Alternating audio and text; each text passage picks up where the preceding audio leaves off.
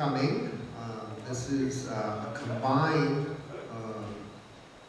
bachelor's and associate project presentation for the electrical and electronics technology major, as well as the Bachelor of Science for electromechanical engineering technology.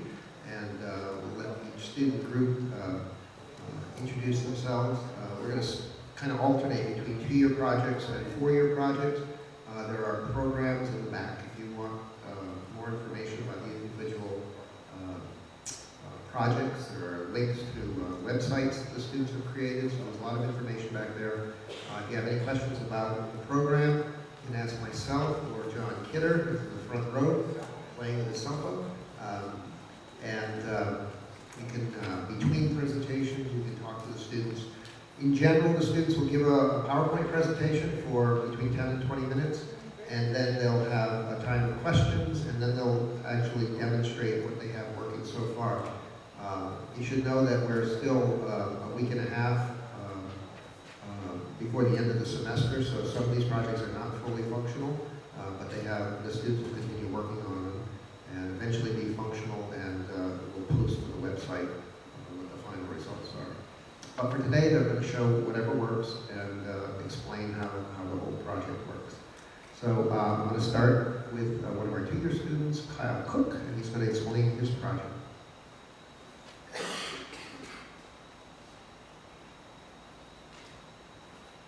Hi, my name is Kyle Cooke. As I said, I'm a 2-year student. My project is the TENS machine.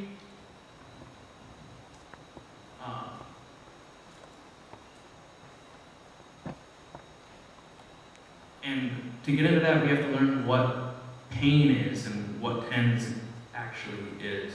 So pain is chemical and electrical stimulation from your nerve endings to your skin, as shown here. So your muscle fibers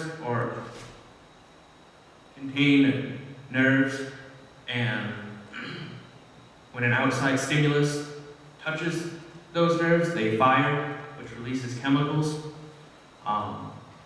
which are then converted into electrical signals, which travel from your nerves up your spinal cord and into your brain.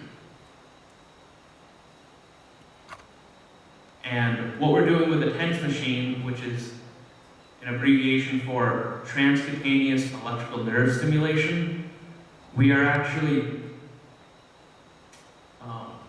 we're interrupting those electrical signals by overriding them with our own, which in turn cancels out the pain signal sent, or at least kind of muffles it so it's not an intense pain.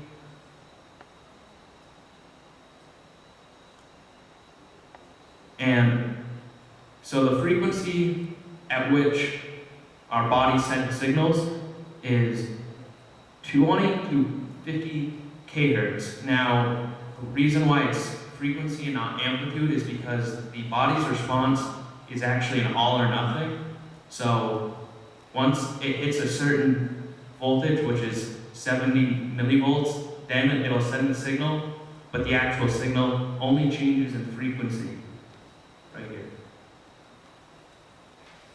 So the frequency at which the TENS machines normally operate is 50 to 500 hertz, and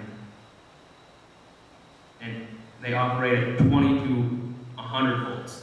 This is only to get the signal that you're sending through the skin, which is an extremely high resistance, up in the hundreds of megohms.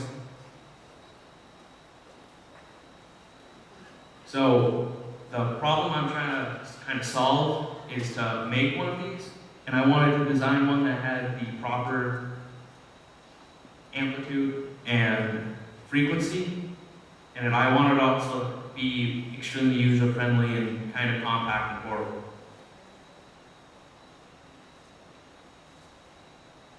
So the whole thing, you start over here, you plug it into the wall. I put a switching power supply, which takes the 120 volts AC and converts it into 12 volts DC.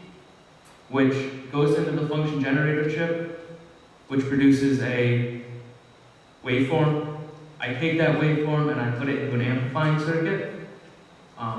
The first part is an audio amplifier, which goes into the step-up transformer, and it also has the 12-volt supply going into a 5-volt regulator, which takes the 12 volts and turns it into 5 volts, which powers a microprocessor, which displays on the LCD display. So the function generator chip I chose was a XR2206, and it produces a sine wave, triangle wave, and square wave, and it has adjustable frequency and amplitudes, and it uses an input of 10 to 26 volts. And this is just a basic test circuit that they have. So this would be the amplitude adjust, and this is the frequency used. This is the frequency timer. So I did some tests just to see where I was at and what I needed to use to create that 50 to 500 hertz range. So I used a 12-volt input, and I used which resulted in an amplitude range of 0 to 6 volts with a resistor at that amplitude of 5,000 ohms. So to get the frequency, they gave me this formula here. So frequency is equal to 1 over the resistance times the capacitance. These are the timing capacitors and the timing resistors. So I put in a variable resistor, and I found that at 9 k ohms, I got 70 hertz, and at 3.4 ohms, 3.4 k ohms, I got 400 hertz. So I got a range of frequencies from 70 to 400 hertz. So once it gets from the function generator chip, it goes into the boosting circuit. So the boosting circuit is made up of an audio amplifier and a step-up transformer, and it takes the 0 to 6 volts and outputs it 0 to 85 volts at the output. So the first part is that audio amplifier.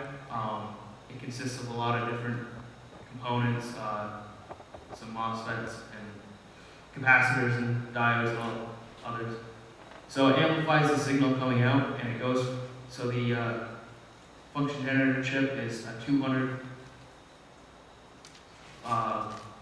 millivolts, and it outputs 10 volts.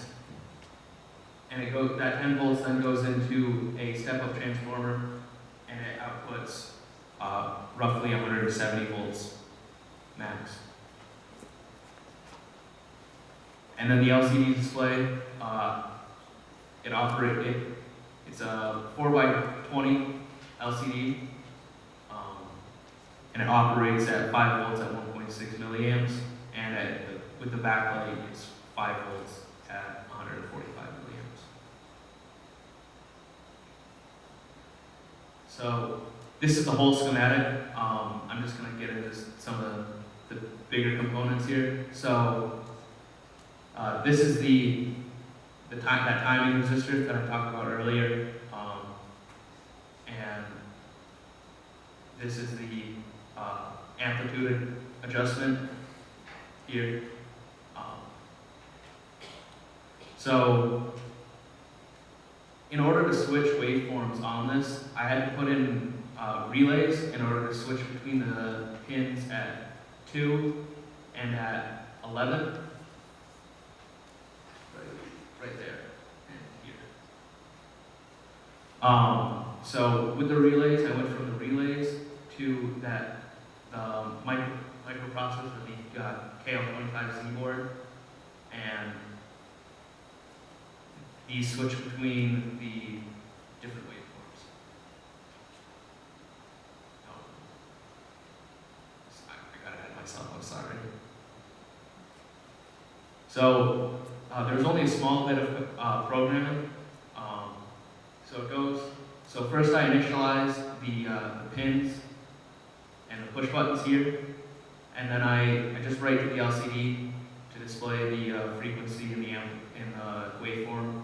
And in this this section here, I just check to see if the push buttons have been pushed, and if they have, I increment the waveform state, which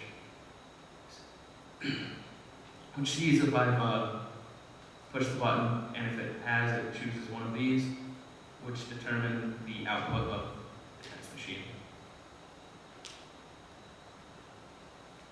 So some benefits and ethical concerns are this is used with the relief of pain associated with inflammation, muscle soreness, arthritis, and post-surgery pain, along with neuropathy and phantom limb syndrome, along with pinched nerves like herniated disc. Any questions? To determine what that level of pain is, or to do something about it. It's to manage it. So if you have pain, you use this to manage it, so it decrease your pain or get rid of it while you're using it. Isn't the purpose of pain to tell you there's something wrong? Yes, but if you know something's wrong with you and you still have pain, then this is a good app. Then you'd use this for that application, getting rid of it. Yeah. Is there lasting effects, or does it only affect the affected body? That's person to person and your injury. So if you have a pinched nerve in your back, it would only work while you're using it, just because of the actual amount of pain you're in from that. Whereas inflammation and some of the smaller ones, you can get a lasting effect, and it's person to person, meaning that it varies. So one person it might last several days, while others it might last 15 minutes or up to an hour. So it's very person to person. Yes. Did you get to practice on people? I got a few of the seniors to try it out, but it was mostly myself.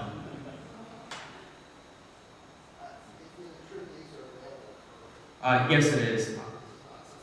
No, this is not something I made up. There's scientists have done studies on this, and there's a market out there for it.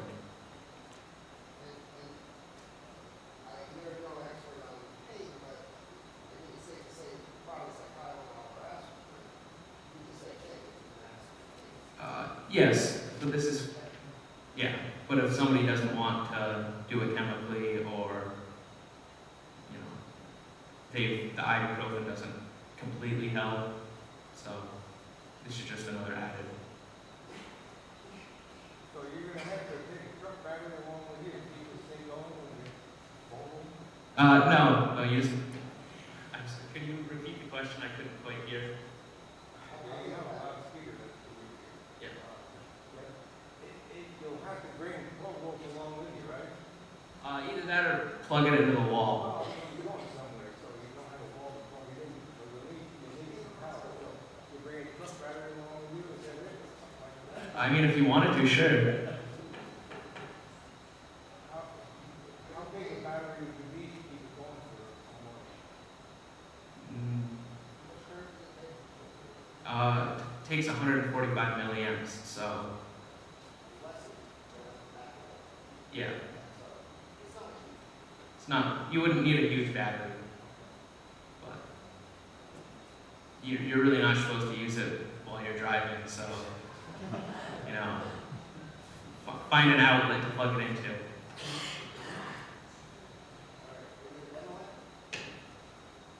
Sure.